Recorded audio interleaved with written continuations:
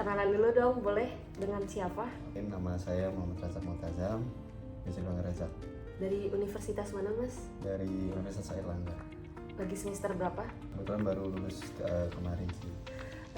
Izin ya Mas ya, di sini saya mau nanya-nanya soal masalah wawasan kebangsaan ya.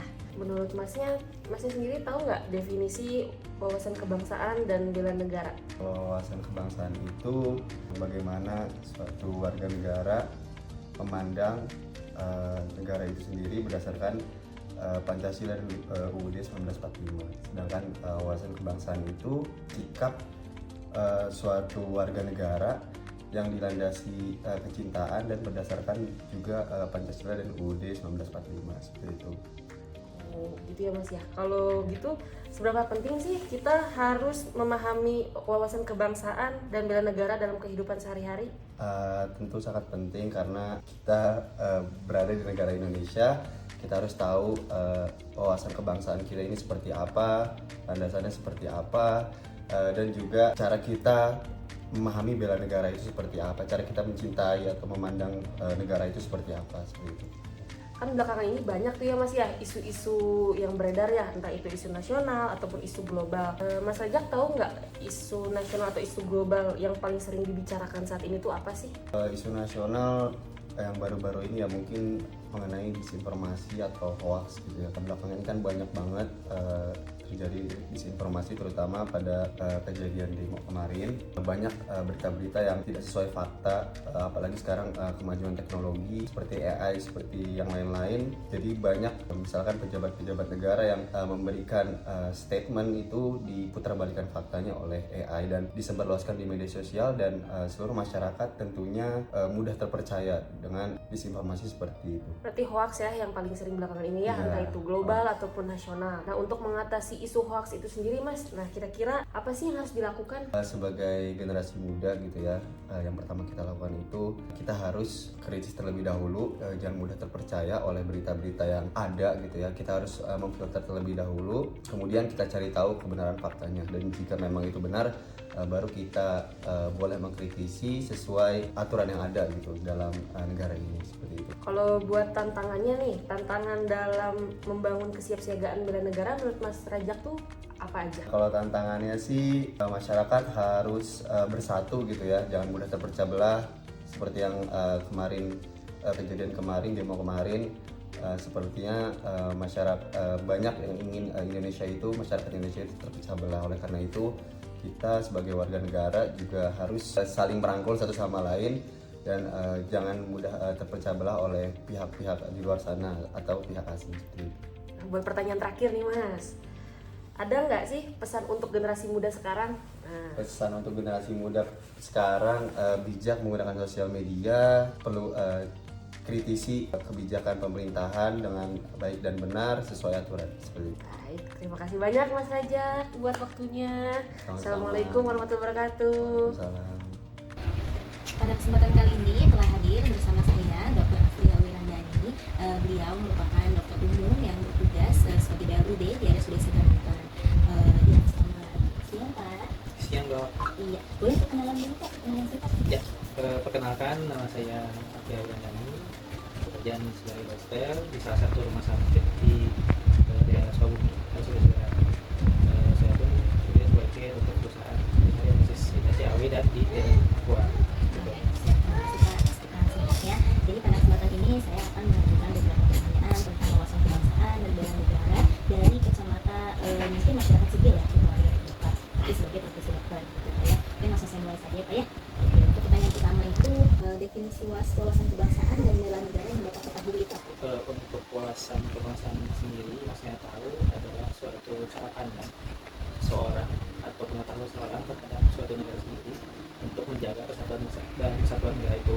Sedangkan untuk bela negara itu usaha dari kita untuk mempertahankan suatu negara, tapi tidak hanya dari misalkan senjata saja yang dipertahankan, tapi dari kehidupan sehari-hari yang simpel, misalkan bela negara dengan cara kita disiplin, jujur, dan salah satunya berintegritas. Menurut Bapak seberapa penting sih kita tuh harus memahami tentang wawasan kebangsaan dan bela negara dalam kehidupan sehari-hari? Menurut saya itu sangatlah penting, karena bela negara dan wawasan itu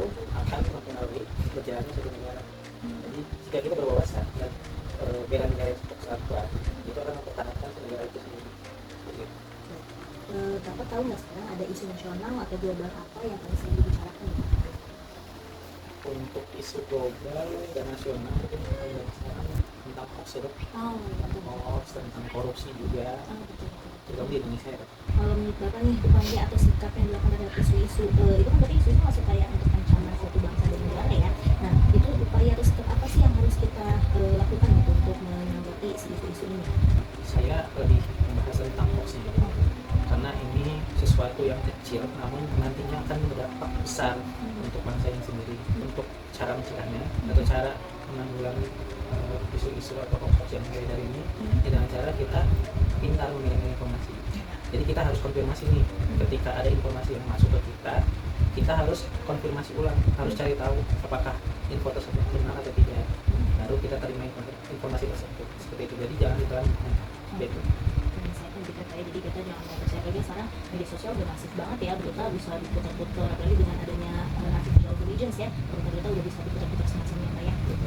Selanjutnya Pak, tantangan dalam membangun kesiapsiagaan bela negara ini apa sih Pak menurut Bapak di era sekarang ini?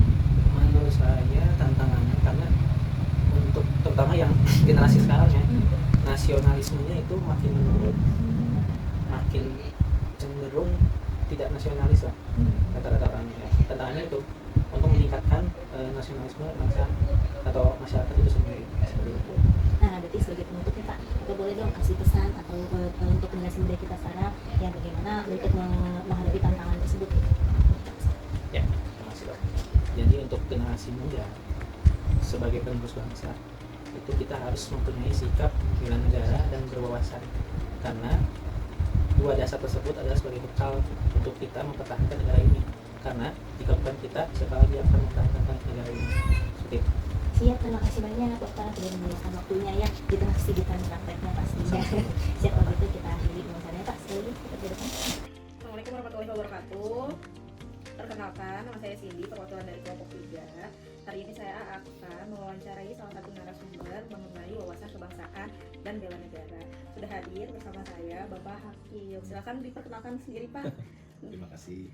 Assalamualaikum warahmatullahi wabarakatuh.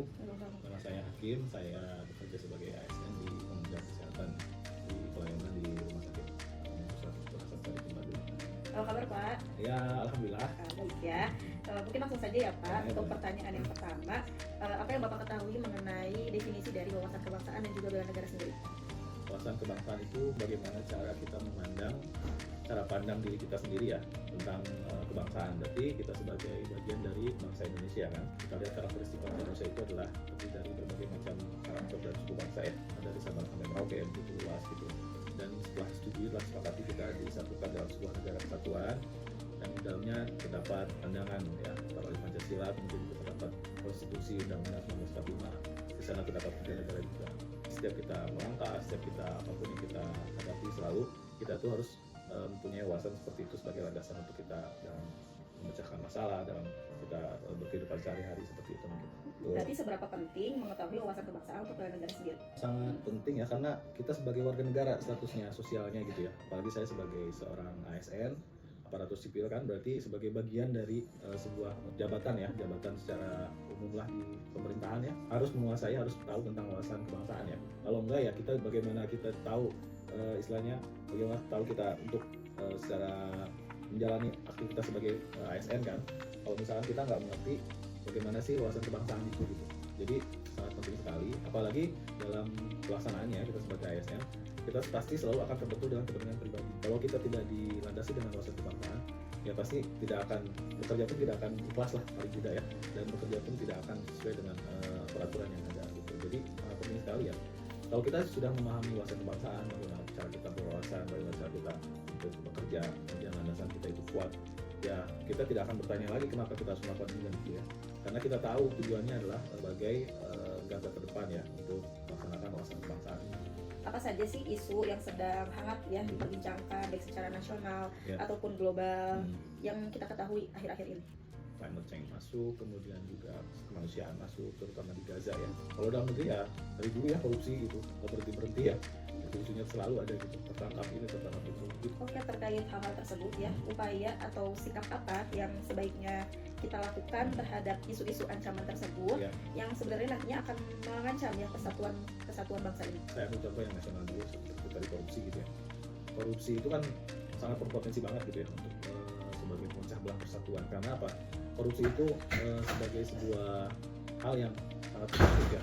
Dia merugikan keuangan negara, merugikan juga prinsip-prinsip kebangsaan tadi ya, wawasan kebangsaan, sehingga masyarakat yang melihat itu kan secara otomatis seperti yang kemarin, isu-isu yang kemarin gitu, ada penjarahan, kemudian juga ada kerusuhan di mana-mana, itu kan memecah belah juga gitu.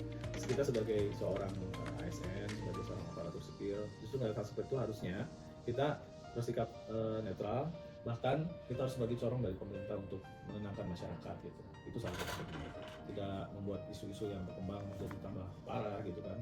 Kita harus kemudian cek and dicek benar nggak informasi-informasi yang ada dalam masyarakat itu gitu. Lalu tantangan apa dalam membangun kesiapsiagaan bela negara saat ini?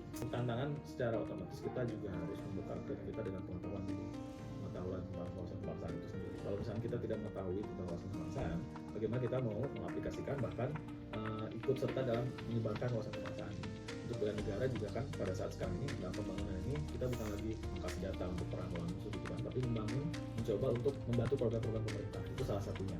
Jadi dengan adanya saya sebagai ASN juga di pelayanan juga, kita harus tahu prioritas negara seperti apa, apalagi kami di pelayanan gitu kan. Di pelayanan itu kan secara otomatis berhubungan langsung dengan masyarakat, jadi mau tidak mau kita harus tahu gitu program pemerintah itu seperti apa, dan kita harus melaksanakan program tersebut. Bagaimana kalau misalnya kita tidak tahu program, tidak tahu apa, pasti apa yang kita laksanakan tidak ada tujuannya. Selanjutnya mungkin bisa disebutkan pesan-pesan apa untuk generasi muda saat ini? Sebetulnya PNS atau tidak PNS itu pilihan ya, tapi ketika sudah masuk yang mau tidak mau kan harus mengikuti satu, kita tahu posisi dulu kita sebagai ASN ini, kita dalam siapa gitu.